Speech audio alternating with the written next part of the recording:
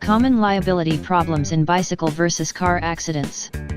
In all parts of the United States, there are rules known as side-of-the-road rules, which state that cyclists are required to ride on the right-hand side of the road, or in a bicycle lane. However, some of the more common types of accidents that involve cyclists take place on the side of the road. These accidents include being hit by a car that's turning right, crashing into a car door that's being opened, being brushed by a vehicle that's passing. The good news is that the side of the road rules is combined with other laws that help to protect cyclists. A bicycle has just as much right of way on the road as any other vehicle has. However, there are some specific laws that say otherwise.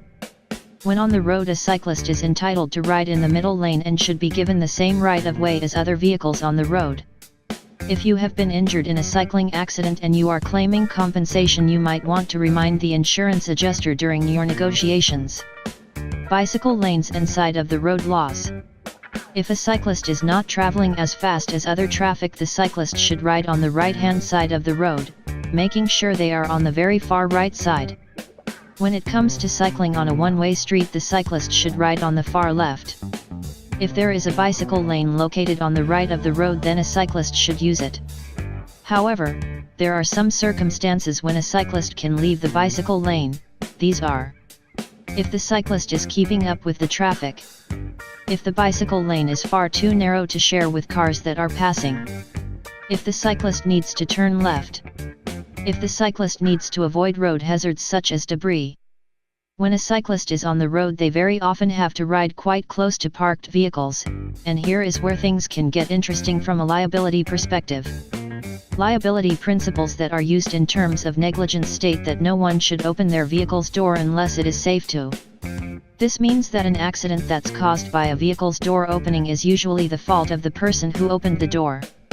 If there was no traffic and the door of a vehicle was opened, causing a cyclist to crash into it, there may be an exception to the negligence rule. This exception involves the lack of traffic, which completely eliminates the cyclist's need to stay on the tight. In a case such as this, the person who opened the door could argue that the cyclist did not have to ride on the right and was therefore partly at fault for the accident. Maintaining a safe space for cyclists.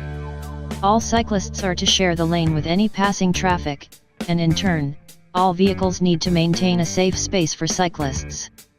As much as 3 feet is thought to be a safe distance, however, this is not always possible, as some large vehicles tend to take up much of the road. A vehicle that is coming up to a cyclist should not pass unless they know it is completely safe for them to do so. This means that the motorist may have to wait until there is enough room, or they may want to change lane if it is safe to do so. Please note that it is not up to the cyclist to move out of a vehicle's way. If you were in an accident that involved a vehicle bumping you in the same lane, their insurance adjuster may state that you were not on the far right of the road. You may want to then reply that it is up to the driver of the vehicle to wait until it is safe to pass. Therefore, bumping into you and knocking you down was not safe. If you were bumped by a vehicle that is wider than a car, you should think about measuring the width of the lane. Make sure you measure up to the line of vehicles that were parked on the road. You will then be able to work out how wide the vehicle was that bumped you. You should then measure the width of your bike, specifically at the handlebars. If you were bumped on a knee, for example, you should measure the distance between the position of your knees.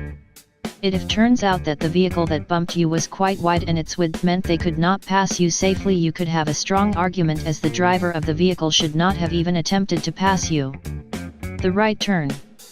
Bicycle accidents are most commonly caused by a collision with a vehicle that is making a right turn. While making the turn, the car passes directly through the cyclist's path, regardless of whether the cyclist is in a bike lane or on the road. Occasionally, the driver of the vehicle turns right without even looking for a bike.